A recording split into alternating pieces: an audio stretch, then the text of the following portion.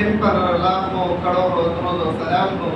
اللهم صل على محمد وعلى آل محمد كما صليت على إبراهيم وعلى آل إبراهيم إنك حميد مجيد.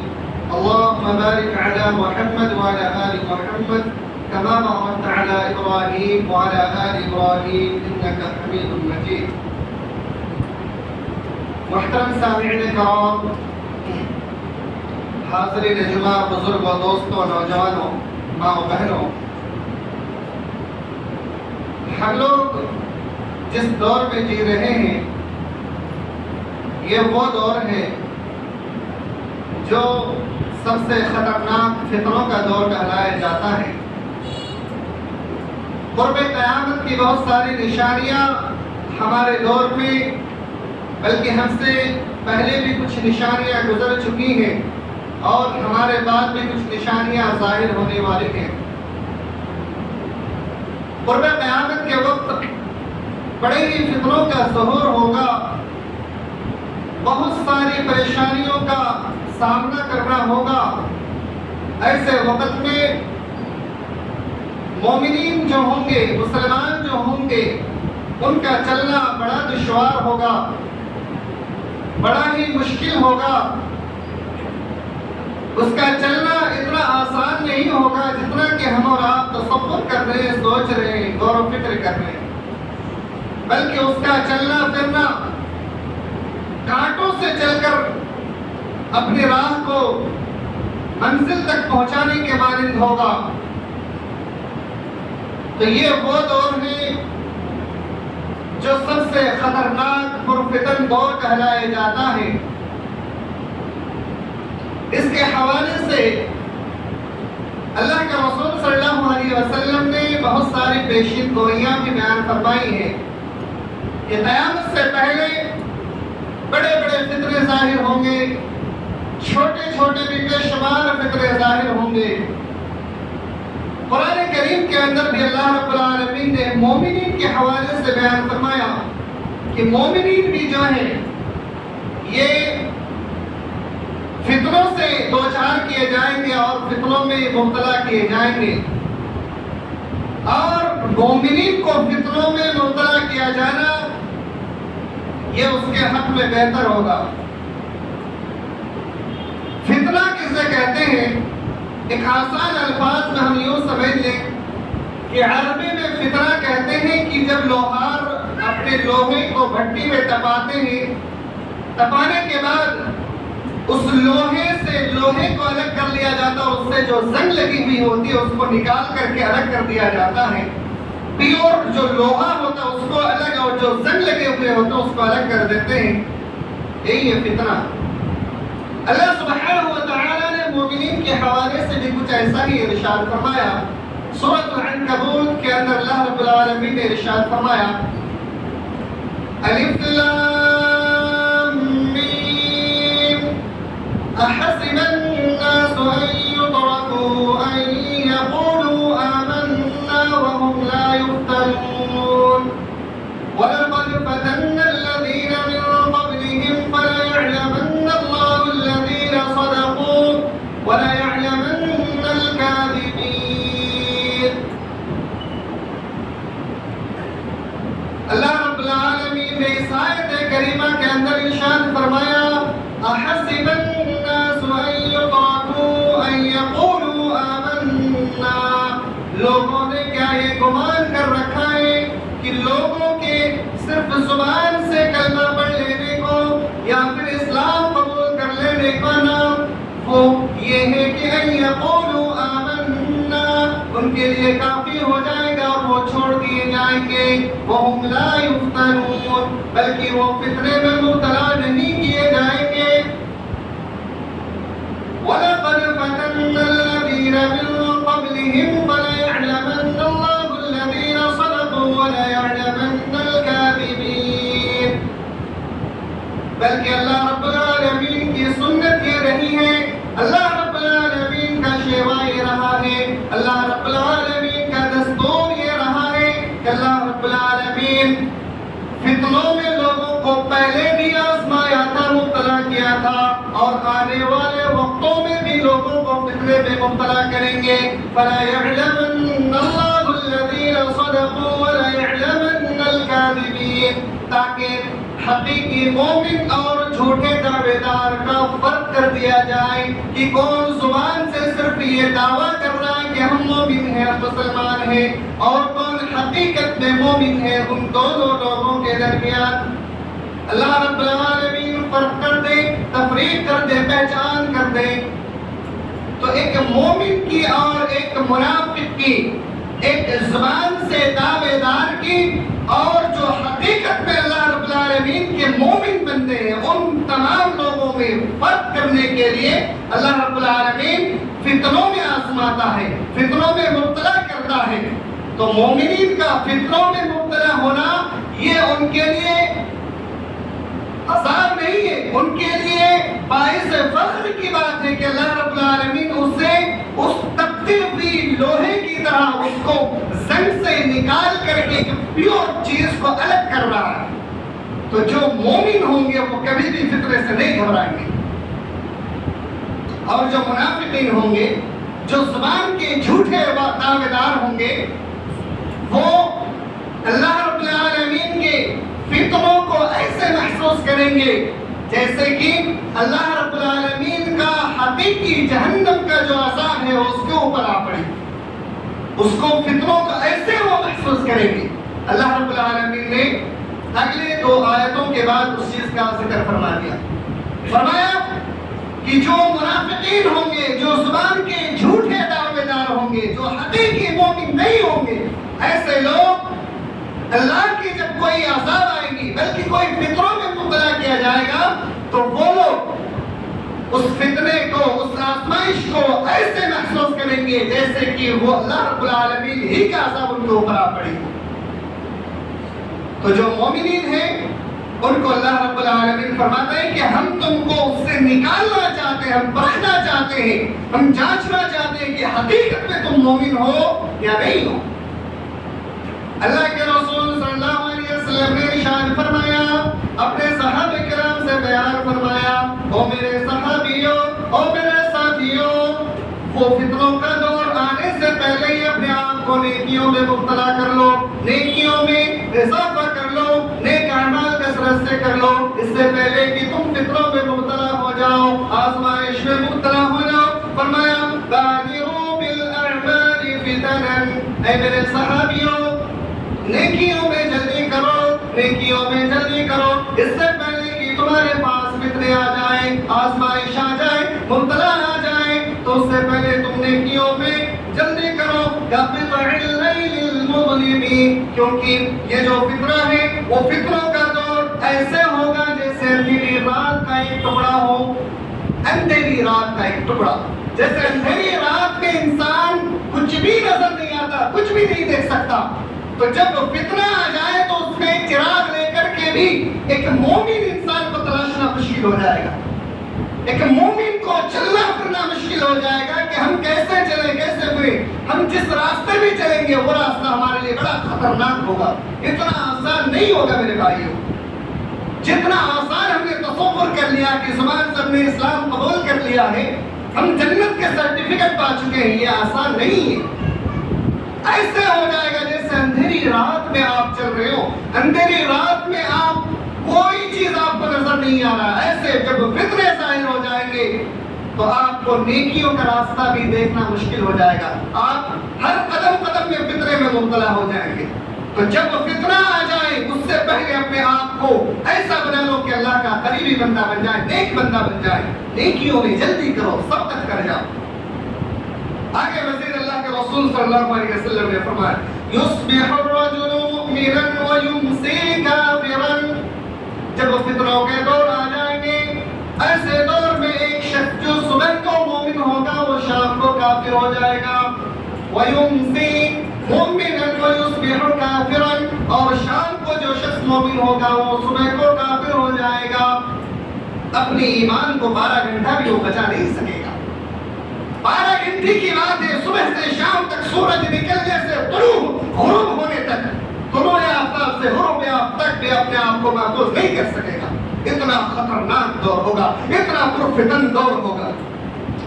ایسے پرفتن دور میں جو شخص توحید پر قائم و دائم رہ جائے، جو شخص توحید کی دعوت دے لوگوں کو، جو شخص توحید کے بارے میں لوگوں کو بتلائے، وہ انسان لوگوں کی نظر میں ایسے ہوں گے جیسے اجنبی شخص۔ اللہ کے رسول صلی اللہ علیہ وسلم ایسے اجنبی شخص کے بارے میں بشارت دیتے ہیں، خوشخبری دیتے ہیں۔ فرمایا اللہ کے رسول صلی اللہ علیہ وسلم نے ارشاد فرمایا بدأ الاسلام غریبا، اسلام کی ابتدا غربت سے ہوئی تھی، اجنبیت سے ہوئی تھی۔ جب اسلام کی شروعات ہوئی تھی تو مکہ المکرمہ کے اندر سارے لوگ اسلام کے بارے میں اجنبی تھے، اسلام کو کوئی جانتا بھی نہیں تھا۔ سارے لوگ 360 معبودوں کی عبادت کرنے والے تھے، ایک اللہ رب العالمین کو کوئی جانتا بھی نہیں تھا، پہچانتا بھی نہیں تھا کہ ایک اللہ ہے کون، کس چیز کا نام ہے۔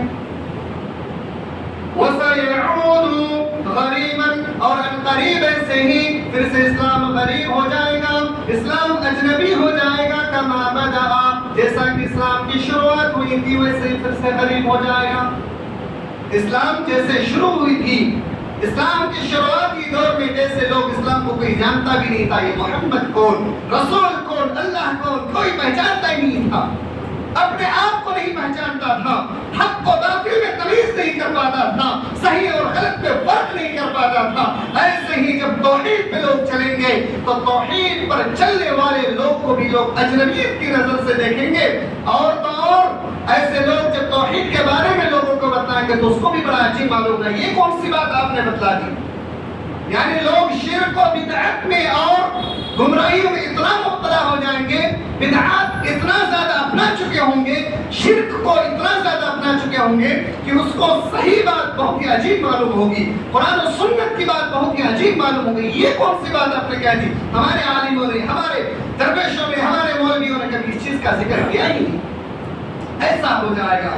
پھر اللہ کے رسول صلی اللہ علیہ وسلم نے ارشاد فرمایا فَطُوبَى لِلْغُرَبَاء، ایسے وقت میں توحید پر چلنے والے، توحید پر قائم و دائم رہنے والے کے لیے خوشخبری ہے، بشارت ہے، جنت کی سرٹیفکیٹ ہے۔ اتنا آسان نہیں ہے میرے بھائی کہ آپ اسلام پہ چلیں اور اسلام پہ چلنے کے بعد کہیں کہ ہم آسانی سے جنت پالیں گے، یہ بڑا مشکل کام ہے، چلنا تو پڑے گا۔ اگر آپ صراط مستقیم پر چلیں گے تو بہت ساری مشکلات کا سامنا کرنا پڑے گا، آپ کے من کو مارنا پڑے گا، جن جن برائیوں کو آپ اپنا رہے تھے ان تمام تر چیزوں کو چھوڑنا پڑے گا، آپ جن بدعات و خرافات کو اپنائے ہوئے تھے، اپنے زندگی کا ایک حصہ بنائے ہوئے تھے، ان تمام تر چیزوں کو الوداع کہنا پڑے گا، تب جا کر کے آپ صراط مستقیم پر آئیں گے۔ میرے بھائیوں، یہ اسلام کے حوالے سے اب میں آپ کو یہ بتلا دوں، آج کے اس پرفتن دور میں سب سے خطرناک جو فتنہ ہے وہ عورتوں کا فتنہ ہے، عورتوں کا فتنہ۔ اللہ رب العالمین نے قرآن حکیم کے اندر عورتوں کے حوالے سے ارشاد فرمایا وَقَرْنَ فِي بُيُوتِكُنَّ وَلَا تَبَرَّجْنَ تَبَرُّجَ الْجَاهِلِيَّةِ الْأُولَىٰ، اے میرے پردہ نشین ماؤں بہنوں، اے مومنہ ماؤں بہنوں، آپ لوگوں کے لیے اللہ رب العالمین نے بشارت دی ہے، آپ لوگوں کے لیے اپنے ایک نصیحت آموز باتیں بیان فرمائی ہیں کہ وَقَرْنَ فِي بُيُوتِكُنَّ، اے مومنہ ماؤں بہنوں، اللہ رب العالمین فرماتا ہے کہ آپ کو اپنے گھروں کو لازم پکڑے رہنا ہے، گھروں سے باہر نہیں نکلنا ہے، بغیر کسی ضرورت کے گھر سے باہر نہیں جانا ہے۔ وَلَا تَبَرُّجْنَ تَبَرُّجَ الْجَاهِلِيَّةِ الْأُولَىٰ، زمانے جاہلیت میں لوگ عورتیں جس طریقے سے بے پردہ ہو کر کے کھلے عام بازاروں میں سڑکوں پہ گھوما کرتی تھی، ایسے اے مومنہ بہنوں آپ بھی اپنے آپ کو زمانے جاہلیت کی عورتوں کی طرح نہ بنا لینا۔ عورتوں کا بڑا فطرہ میرے بھائی، آج کے دور میں اللہ رب العالمین فرماتا ہے بغیر ضرورت کے آپ کو گھر سے نہیں نکلنا ہے، لیکن بغیر کسی ضرورت کے کھانے پینے کا دل کیا، چلو مارکیٹ نکلتے ہیں، ہوٹلوں میں بیٹھ کے کھاتے ہیں، چلو نکلتے ہیں تفریح کرنے نکل جاتے ہیں، کوئی ضرورت نہیں ہے نکل جاتے ہیں بغیر عذر کے۔ اور پھر ایسے لباس جس کو ہم لباس نہیں ننگے نظر آنے کو کہیں گے، ایئرپورٹوں میں جا کر کے دیکھ لیں یا پھر بس اسٹینڈ میں جا کر کے دیکھ لیں، ریلوے اسٹیشنوں میں جا کر کے دیکھ لیں، عورتوں کا یہ حال ہے، بے پردگی کا یہ عالم ہے۔ بظاہر وہ کپڑے میں لباس میں تو لیکن ننگی نظر آتی وہ چھوٹا چھوٹا کپڑا. آج کے اس پرفتن دور میں عورت سے عورت پن چھین لیا گیا, اس کی نسوانیت چھین لی گئی, اس کا عورت پن چھین لیا گیا اور اس چیز کو آزادی تصور کرانا شروع کر دیا گیا. عورت ننگے گھومے وہ اس کی آزادی ہے, عورت بغیر لگام کے گھومے وہ اس کی آزادی ہے. عورت کی عورتیت اور اس کی نسوانیت چھین لی جائے یہ اس کو آزادی کا حق دلوانے کی بات کرتے ہیں. میرے بھائیوں, عورت پر ہی اگر چھن جائے, اس کی نسوانیت ہی ختم ہو جائے, بے پردہ ہو جائے, ننگی لباسوں میں آ جائے, پھر یہ کیسی آزادی؟ اس نے دنیاوی لالچ میں آ کر کے آخرت کی حقیقی زندگی کو بھلا بیٹھی. سمیہ رضی اللہ تعالی عنہ کا واقعہ میں آپ کو مختصر میں بیان کر دیتا ہوں. سمیہ رضی اللہ تعالی عنہ جب اسلام قبول کی تھی تو بڑے بڑے سرداروں نے سمیہ سے کہا تمہارے لیے دو آپشنز ہیں, ایک یہ کہ تم محمد کے دین کا انکار کر دو, تمہیں دنیا کی ساری دولتیں دی جائیں گی, خوشیاں دی جائیں گی. دوسرا آپشن, اگر تم محمد کے دین کو نہیں چھوڑ سکتے تو تمہارے جوان بیٹا ہے, تمہارے شوہر ہیں, ان کے سامنے تمہیں ننگا کیا جائے گا اور پھر تمہیں چیر کر کے دو ٹکڑوں میں تقسیم کر دیا جائے گا. سمیہ رضی اللہ تعالی عنہ نے کہا مجھے میرے بچوں کے سامنے, میرے بیٹے کے سامنے, میرے شوہر کے سامنے ننگا کر دے, میرا ایمان کا سودا نہیں ہو سکتا. تم مجھے دو حصوں میں ٹکڑے تو دور کی بات ہزاروں ٹکڑوں میں تقسیم کر دے, میرا ایمان کا سودا نہیں ہو سکتا. میں نے محمد کے دین کو اپنا لیا ہے, اب اسی کے طور طریقے کو بھی اپنا چکی ہوں, اس کے دین کو میں نہیں چھوڑ سکتی. آج کے مائیں بہنیں جو مومنہ ہیں اس کی کہاں چلی گئی وہ نسوانیت, عورت پن کہاں چلی گئی؟ حضرت سمیہ کے اس کی آئیڈیل نہیں. میرے بھائیوں اپنے ماں و بہنوں کو سمجھائیں کہ آپ کے عورت پن نسوانیت اگر ختم ہو جائے یہ آزادی نہیں ہے, بلکہ جس محمد رسول اللہ صلی اللہ علیہ وسلم نے دین کو سمجھانے کی کوشش کی, اسی نبی نے آپ کو جب آپ کے اوپر طرح طرح کے ظلم و ستم کے پہاڑ توڑے جاتے تھے, آپ کو زندہ درگور کر دیا جاتا تھا, آپ کی وراثت سے محروم کیا جاتا تھا, اسی نبی نے آپ کو حقیقی وارث بنایا اور حقیقت میں آپ کو آزادی دلوائی. آج اس کے دین کو چھوڑ کر کے غیروں کے طریقے کو, تہذیب کو اپنا کر کے آپ حقیقی مومن اور کیا ہوتا ہے اپنے آپ کو آزادی تصور کرواتی ہیں. تو عورتوں کا سب سے بڑا فتنہ میرے بھائیو آج کے دور میں ہے, بغیر ضرورت کے مارکیٹوں میں, ایئرپورٹوں میں, شہروں میں بغیر ضرورت کے ایسے گھومتی ہے جیسے مہنگی نظر آتی ہو. اس لیے بغیر عذر کے ماں بہنوں سے بھی گزارش ہے, آپ تمام بھائیوں سے بھی گزارش ہے کہ اپنے گھر کی عورتوں کو روکے, ان کو منع کرے, سمجھائے اگر جنت کے طلبگار ہے تو قربانی دینی ہوگی, اگر قربانی نہیں دے سکتے تو پھر جنت کو بھول جائیے. بغیر قربانی کی جنت مل ہی نہیں سکتی. اتنا آسان نہیں ہے میرے بھائی, فتنے کا دور ہے, اپنے آپ کو بچانا ہے. میرے بھائیوں جس پردے کو مائیں بہنیں آج چھوڑ کر کے بغیر پردے کے گھومنا پسند کرتے, آئیے حال کا واقعہ میں آپ کو بتلاتا ہوں. کرناٹک کی وہ مسکان جب سارے لوگ بھگوا کا نعرے لگا رہے تھے اور رام کرشنا کا نعرے لگا رہے تھے اور پردے کا نقاب کا خلاف چل رہے تھے, ایسے وقت میں اس مسکان ایک خاتون نے تمام لوگوں کے سامنے آ کر اللہ اکبر کا نعرہ لگایا, اللہ اکبر کا نعرہ لگایا.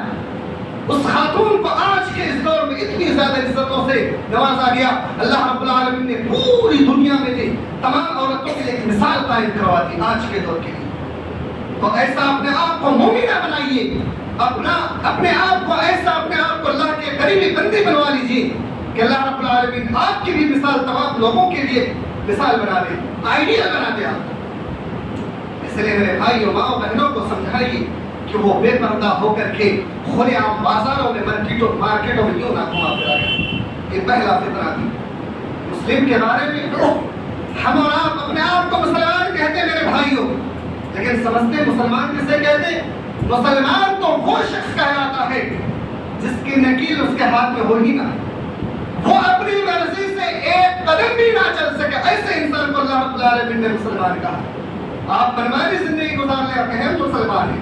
آئیے قرآن کریم کی روح سے ہم اس بات کو سمجھتے ہیں اللہ سبحانہ و تعالیٰ نے قرآن کریم کے اندر ارشاد فرمایا انما كان قول المؤمنین ان یقولوا سمعنا واطعنا. مومنین کے بارے میں ارشاد فرمایا کہ مومنین جب کوئی بھی قرآن و سنت کی باتوں کو سنتے ہیں، اللہ اور اس کے رسول کی باتوں کو سنتے ہیں، وہ فوراً اپنی زبان سے کہتے ہیں ان یقولوا سمعنا واطعنا. اے میرے پیارے نبی علیہ الصلوۃ والسلام، ہم نے قرآن کی باتوں کو بھی سن لی، ہم نے حدیث کی باتوں کو بھی سن لی، ہم نے اس پر عمل بھی کرنا شروع کر دیا، ہم نے اس کی اطاعت و فرمانبرداری بھی شروع کر دی. تو جو مومن ہوتے ہیں میرے بھائیوں، وہ جب قرآن و سنت کی بات جب سن لیتے ہیں، اب یہ نہیں کہتے ہم مزید تحقیق کریں گے، اب یہ نہیں کہتے ہیں چلو بولنے والے کا کام تھا بول دیا لیکن ہم اپنی منمانی زندگی گزارتے ہیں، ان کا کام ہی بولنا، ہم اپنی زندگی گزار لیتے ہیں. ارے جو ہوگا دیکھا جائے گا، مرنے کے بعد ہمارا راستہ تو اللہ رب العالمین ہموار کر ہی دے گا، کیونکہ ہم نے کلمہ تو پڑھا ہے، ہم نے شرک نہیں کی ہے. انسان اپنے نفس کی جب اتباع کرنا شروع کر دیتا ہے، قرآن و سنت کی باتوں کو ٹھکرانا شروع کر دیتا ہے، اللہ رب العالمین فرماتا ہے وہ سب سے بڑا مشرک ہے. شرک سب سے بڑا یہ ہے کہ آپ اپنے نفس کی اتباع کرنا شروع کریں. درباروں میں، مزاروں میں غیر اللہ کے سامنے جا کر کے سجدہ ریز ہونا، یہ تو ظاہری شرک ہے، لیکن باطنی جو اپنے آپ کو آپ قرآن و سنت کے برخلاف زندگی گزار کر کے کرتے ہیں، یہ باطنی شرک ہے اور یہ سب سے خطرناک شرک ہے میرے بھائی. اپنے نفس کو مارنا ہوگا، اپنے آپ کو اللہ اور اس کے رسول کی مطیع و فرمانبردار کرنا ہوگا، تب جا کر کے آپ حقیقی مومن بنیں گے، نہیں تو آپ مومن بن ہی نہیں سکتے. میرے بھائیوں، اللہ کے رسول صلی اللہ علیہ وسلم فرماتے ہیں اسلام میں چلنا اتنا آسان نہیں. جب کوئی انسان اسلام میں چلنا شروع کرتا ہے تو وہ اپنے ہاتھ میں آگ کا انگارہ لے کر کے چلتا ہے. آگ کا انگارہ لے کر کے چلنا ہوگا میرے بھائیوں. اگر آپ کے ہاتھ میں آگ کا انگارہ نہیں ہے تو آپ اسلام میں نہیں چل سکتے، تو آگ کے انگارے کو اپنے ہاتھوں میں لے کر کے چلنا ہوگا. ایک اور بات کی طرف اشارہ کر دوں، آج کے دور میں جو دوسرا سب سے خطرناک فطرہ ہے وہ ہے حرام کمائی کی طرف. خاص طور سے نوجوانوں سے میں کہنا چاہتا ہوں، نوجوان آج کے اس پرفتن دور میں سب سے خطرناک فتنہ نوجوانوں کے لیے ہے وہ یہ ہندوستان کی سرزمین میں ایک میچ ہوتا IPL کے نام سے. اس میچ میں ایک خود کو بھی کھلاڑی طے کرنا ہوتا ہے کہ کسی ایپ کے ذریعے سے ڈریم 11 یا کچھ ڈریم 11 کے نام سے ہے، اس میں لوگ پیسے لگاتے ہیں اور پیسے لگانے کے بعد اس میں لالچ پیدا ہوتی ہے کہ ہم 50 روپیہ 1 روپیہ 2 روپیہ لگائیں گے تو اگر اس میں ہمیں پہلی پوزیشن مل جاتی ہے، سب سے زیادہ مارکس مل جائے تو ہمیں 3 کروڑ روپیہ 1 کروڑ روپیہ ہمیں انعام مل رہا ہے. یہ لالچ نوجوانوں کی ذہن میں آ چکی ہے اور پھر اسی لالچ میں اپنی جو کمائی حلال طریقے سے ہے اس کو اسی میں وہ خرچ کرتے جاتے ہیں اور اس کی زندگی تباہ ہوتی چلی جا رہی ہے. میرے بھائیوں، مختصر کمائیے، مختصر آپ غذا لیجیے. آپ کا گزارا 10 لقمے میں نہیں 1 لقمے میں اگر ہو جائے اور حلال طریقے سے ہو جائے میرے بھائیوں، قیامت میں اللہ رب العالمین کے سامنے جا کر کے یہ تو نہیں کہیں گے میرے پروردگار ہم نے حلال کمائی کی بھی تلاش کی تھی اور حرام کی تھی. اللہ رب العالمین جب آپ سے سوال کرے گا جب تمہاری چادر چھوٹی تھی پیر کیوں لمبا پھیلانے کی کوشش کی تھی؟ جتنا چادر کی لمبائی ہو اتنا ہی پیر پھیلانے کی کوشش کی تھی. زیادہ پھیلانے کی کوشش کریں گے تو یقیناً چادر چھوٹی پڑ جائے گی اور آپ آگے سمجھ سکتے ہیں پھر کیا. اسی لیے میرے بھائیوں، ایسے فتنہ کے دور میں نوجوانوں آپ کو اپنے آپ کو بچانا ہے، اس بری لالچ سے بچانا ہے اور خاص طور سے جو بھی بھائی بزنس کرتے ہیں ان تمام لوگوں کو بھی سود اور ریاکاری اور مکاری اور دیگر چیزوں سے بھی اپنے آپ کو محفوظ رکھنا ہے، رشوت اور دیگر تمام تر چیزوں سے. اللہ رب العالمین قرآن حکیم کے اندر ارشاد فرماتا ہے احل اللہ البیع وحرم الربا. اللہ رب العالمین نے بیع کو حلال کیا اور ربا کو، سود کو اللہ رب العالمین نے حرام کیا ہے. اگر کہیں رشوت کی بات آ جائے، اگر کہیں پہ سود کی لین دین کی بات آ جائے، آپ دور ہو جائیے. آپ کا وہاں پہ فائدہ نقصان ہونا کوئی بات نہیں، آپ اللہ پہ توکل کیجئے. کوئی ایسا بزنس کیجئے جس میں آپ کو 10 روپیہ نہیں بلکہ 50 پیسہ ہی منافع کا آپ کو ایسا توقع ہو کہ 50 پیسہ ہی منافع ہو رہا ہے، آپ وہیں پہ اپنا بزنس کیجیے اور اپنا ایمان کو بچائیے. قیامت کے روز اللہ کے سامنے بولنے کے لیے آپ کے پاس الفاظ تو نہیں ہے، اللہ میں نے 50 پیسے میں گزارا کیا تھا، میں نے صبر کیا تھا اور میں نے توحید پر استقامت برقرار رکھا تھا. یا اللہ میں نے شرک تو نہیں کی تھی، حرام کمائی تو نہیں کھائی تھی، میں نے حلال طریقے سے اپنے آپ کا پیٹ بھرا، اپنے بال بچوں کا پیٹ بھرا. یا اللہ صرف تیری رضا کی خاطر ہم نے ایسا کیا تھا. تو یقیناً اللہ رب العالمین اس وقت آپ کے اعمال سے ممکن ہے خوش ہو کر کے آپ کو جنت الفردوس میں اعلیٰ مقام عطا کر دے. اس لیے میرے بھائیوں حلال طریقے کو اپنانے کی کوشش کیجیے، پرفتن دور میں اپنے آپ کو بچانے کی کوشش کیجیے. یہ بڑا خطرناک فطروں کا دور ہے میرے بھائیوں، قدم قدم میں فطرہ ہے اور بھی کئی سارے بڑے بڑے فطرہ ہیں. جیسا کہ یوپی کی سرزمین میں وہ بڑا فطرہ جو ہماری مسجدیں اور ہمارے قبرستانیں ہندوستان میں ایسے ہی چھینا جا رہا ہے جیسا کہ ان کی خود کی پراپرٹی ہو. ہمارے باپ داداؤں نے قبرستان کے نام پہ مسجدوں کے نام میں وقف کیا تھا، لیکن جان بوجھ کر کے بغیر کسی ضرورت کے وہ لوگ صرف اسی بنا پر آپ سے چھین رہے کیونکہ آپ مسلمان ہیں،